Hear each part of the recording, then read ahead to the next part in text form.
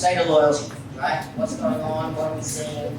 For those that don't know the three of us, my background is I'm a loyalty consultant specializing in airline and hotel clients, so particularly travel loyalty. David and Phil, where we sort of each speak, maybe give a quick 30 seconds so that people know if you're not familiar with sort of your background and what you've been working on in the past. But it's been an interesting few years. I mean, we all know that. And we don't need to keep talking about the recovery and things like that. We've spent enough airtime, the last 24 months, I think, talking about that. But the world we're living in today is not 2019. We've been predicting it, we've been talking about it, it's not going to look that way. And now we're seeing brands out in the public sphere either releasing data or publicly realigning in a very different way than where they were, and recognizing that the world has changed, specifically in relation to customer direction, focus, maybe ostensibly loyalty programs or loyalty memberships, but maybe perhaps just more broadly, customer targeting and brand focus, which of course then flows down into loyalty strategies and your customer base. So maybe quick intros and sort of off the top first, thoughts and observations that are sort of top of mind for each of you. David. So David Slavick, good to see you all come back, and hopefully you all have some nice coffee and fruit. It's lovely. I skipped the croissants. It's very depressing. So our firm is a CRM loyalty firm. We're based in Chicago. We have folks in Long Island. Don't say, I messed it up. It's on Long Island, right, Phil? It's not in Long Island. The Guyland. Oh, okay. And chin music or whatever David said. So we consult across the whole spectrum. We're in hospitality. We work with Sage Hospitality out of Denver. We work in retail, specialty retail, e-commerce, etc. We have folks all the way across the U.S. as strategists and project managers, designing programs, building strategies, financial modeling, operational models, sourcing technology. We don't own any technology. I've been in the space way too long, but my wife says I have to keep working because she doesn't want me hanging around the house. It's just a pleasure. Huh? Yeah, it's reasonable. That's how you stay married for 41 years in May. It's all good. I would say that what I heard from David's setup, I think, and I said this yesterday as well, it's all about the brand, and loyalty is really still about the personal relationship. It's not necessarily about the give and get. It's all about servicing and treating the customer with respect and protecting their data. And it's show me that you know me. So I think, and what we're seeing is clients want to step it up as far as analytics to a much greater extent. And when you hear and you listen to calls with the investor community, they ask, so what about your data? How are you using the data? How are you leveraging the data to drive your real estate plans? How are you leveraging the data to optimize your return on investment? The data is an asset. The brand is a significant asset, but so is the data.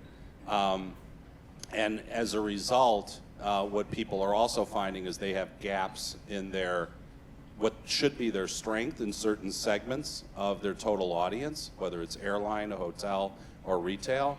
And so we're finding that clients are asking us to not only address their analytic capability, but also partnerships.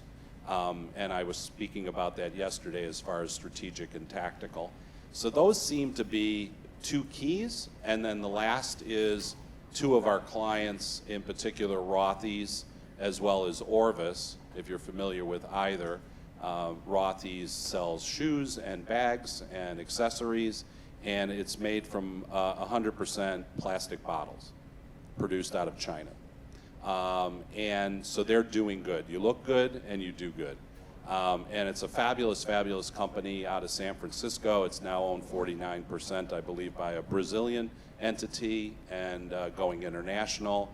And they're a wonderful client, but they're doing the right thing as far as sustainability is concerned, which was discussed yesterday.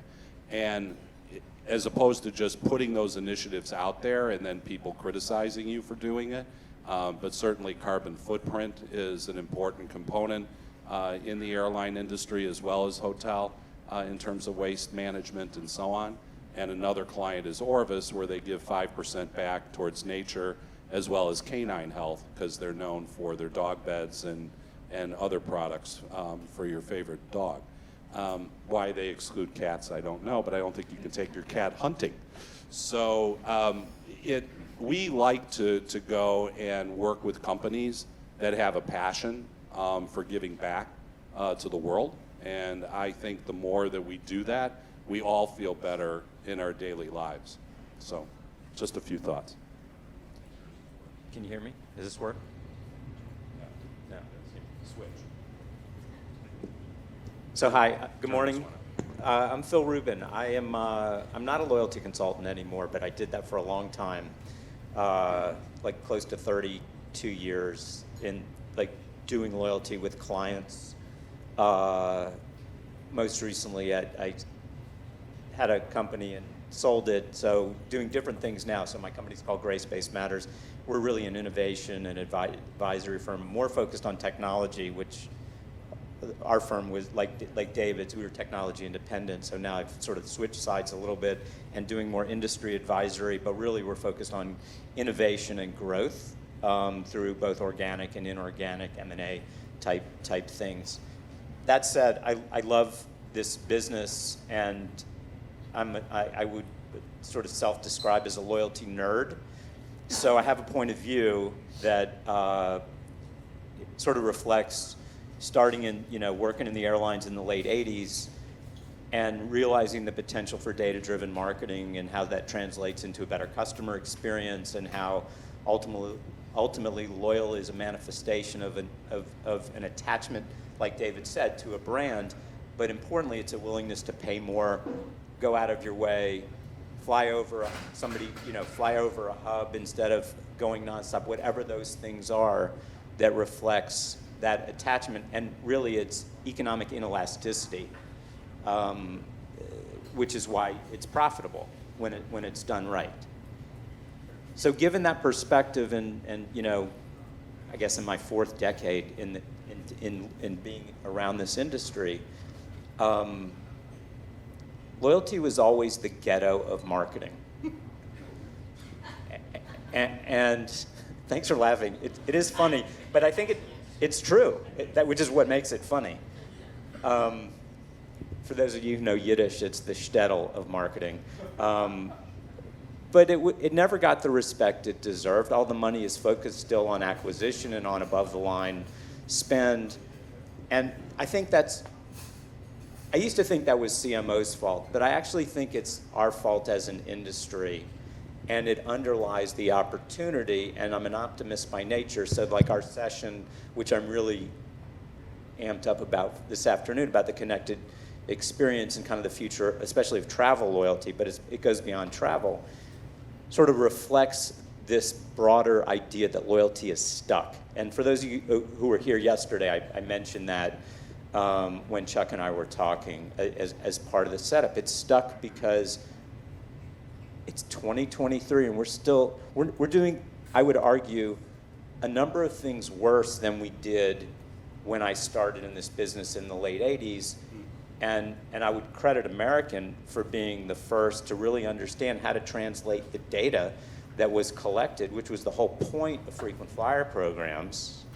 We want to be able to track our customers and see who's worth putting in the front of the plane and all those things. And yes, give them free tickets because we have this spoiling inventory with close to zero marginal cost, so we can give that away, and we have a lot of value cost leverage, right? But the real money was always made doing what we used to call database marketing. And because it was mail and it wasn't super cheap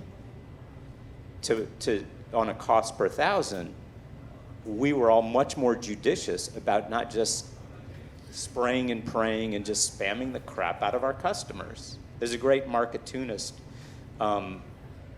piece on this that totally indicts the travel industry for not, for that where loyalty is permission to spam and not serve up relevance to customers, which is what we all want. We don't want to be that person at the cocktail hour where where we're reintroducing ourselves because we don't remember people. We expect brands, just like David said, to show us that they know us. So in the meantime, and I'll be quick about the rest of this, we're in this world where cookies are going away. So everybody, the light bulb's going off, and this is what's going to lead to the gentrification of the loyalty ghetto, is the value of zero and first-party data, coupled with regulatory, social, let's call them social issues, the policies where the EU and the UK are way ahead of the United States and the rest of the world in terms of privacy. Number one, and number two, David alluded to this too. What sort of came more to the forefront in 2018 or 19, when the Business Roundtable said the purpose of a company is not just to create value for shareholders, it's for all stakeholders, which goes to, if you're a corporate citizen, you have to do good not just for your owners, you have to do good for your customers, your employees, your suppliers, and the communities that you serve in and operate within. And the importance of that, beyond the privacy thing, is this notion that I call stakeholder loyalty, which is the corollary to stakeholder capitalism, which is also what the youngest generation, the Gen Z, and Dave Canty will further way enlighten us on this topic with his session at the end of day today. But that generation of consumers, who will, by the way, probably save the entire world, again, I'm an optimist, they not only expect those values to be aligned, the brand values need to be aligned with them, they expect those brands to actually put their money where their values are, right? So I'll do business with you. I mean, Rothy's a good example. Tom's was sort of the original of this, but like you look at what Adidas just ran with their Run for the Planet campaign. I would urge you guys all to take a look at that. It's brilliant, and we talked about yesterday the virtuous circle. This promotion, and we can talk more about it if you guys want, but it's super smart. It's good for the brand. It's good for the planet, and they sell product and they clean the oceans all at the same time, and it's circular and virtuous, and incredibly effective.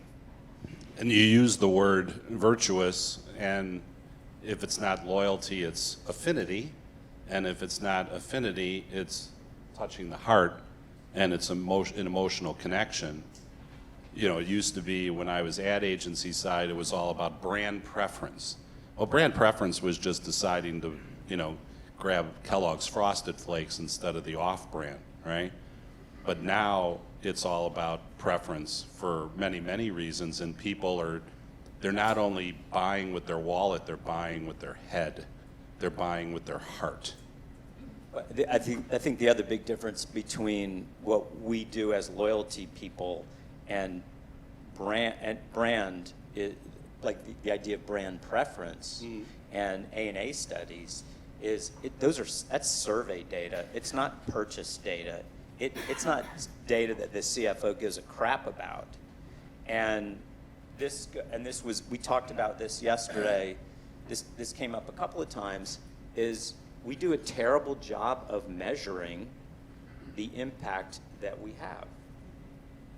And so when sustainability, referencing the opening session yesterday, when sustainability is measured by Wall Street and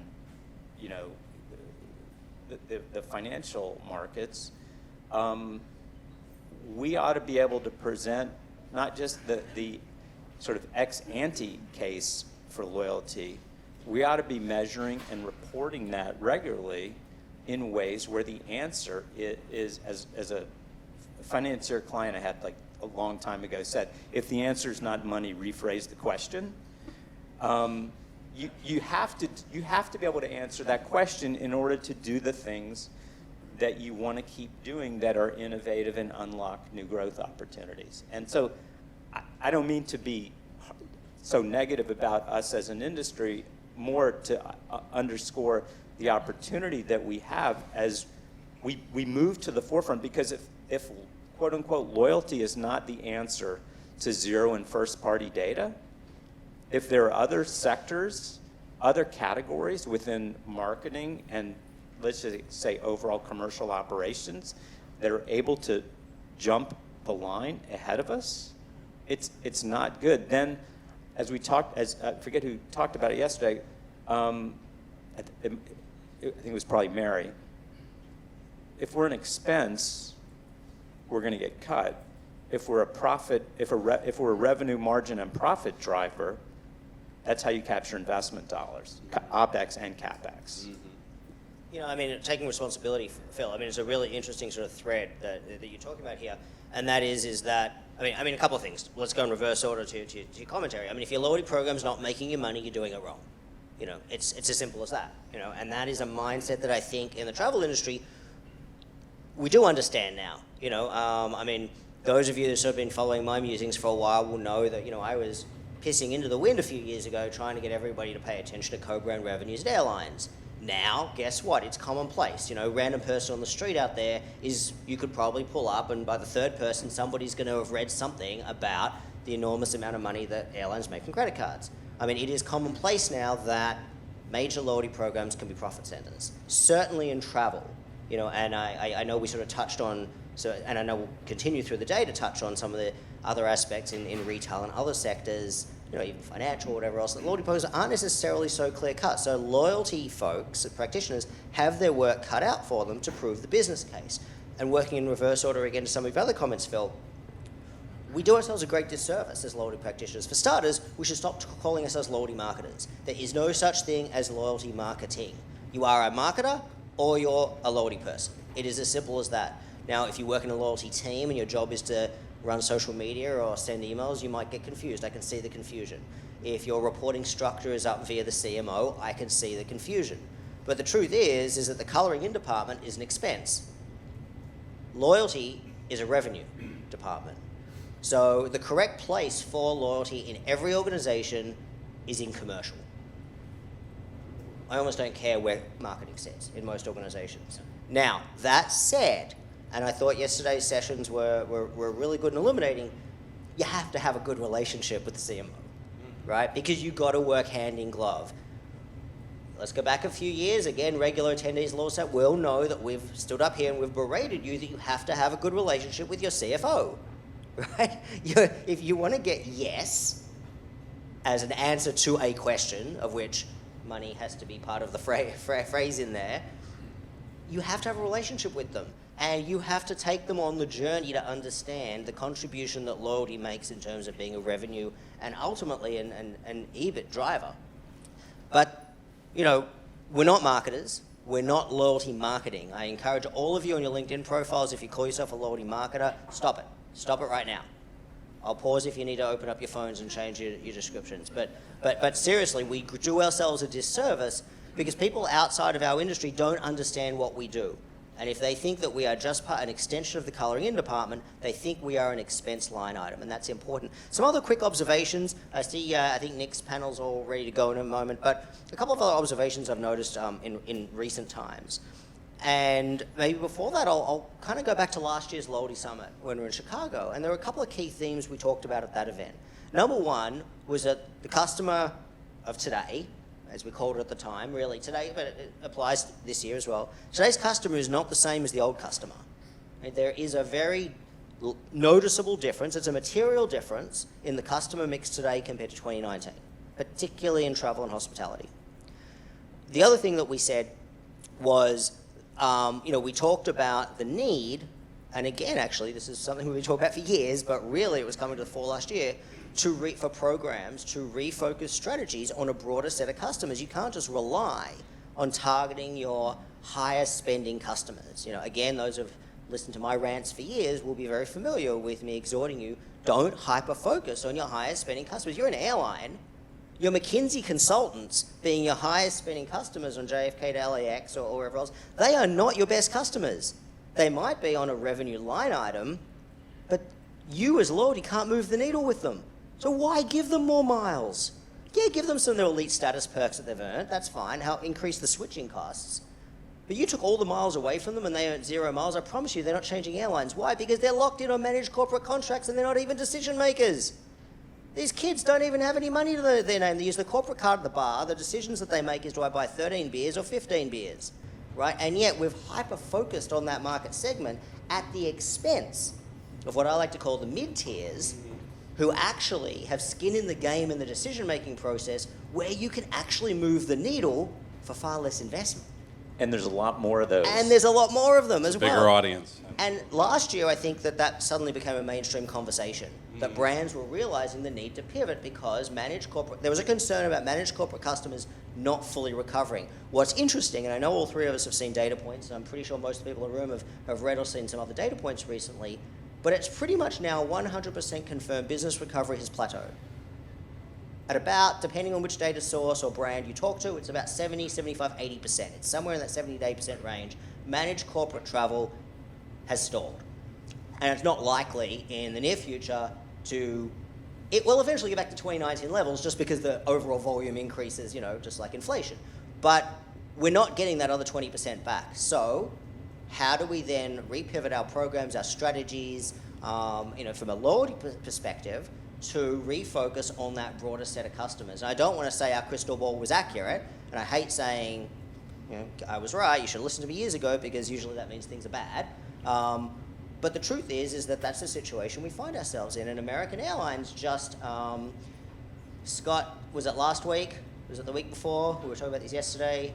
They came out and they literally said, we're changing the focus of our customers. We're no longer chasing managed corporate. Now, you got to take the reporting with a grain of salt, because it's not exactly what they meant. They're not saying we're not doing business with McKinsey anymore. They just acknowledged that, hey, we've got a broader set of customers that we now need to focus on, and we need to recognize who is flying now compared to who flew in 2019. And I think that's interesting. I think as we go through the sessions today, it'll be interesting to explore some of those themes, particularly across verticals, to sort of see what other insights that we can see. But I think that's sort of the state of the industry that we find ourselves today. The sustainability thread from yesterday that we just sort of covered off as well, I think that is going to continue to be a topic we talk about for some time. And the area we haven't touched on deliberately yet, because Nick's going to talk about it, is buzzword bingo. So let's bring the buzzword bingo panel up, and we Thanks. can talk about shiny new objects. Here we go. Sounds good.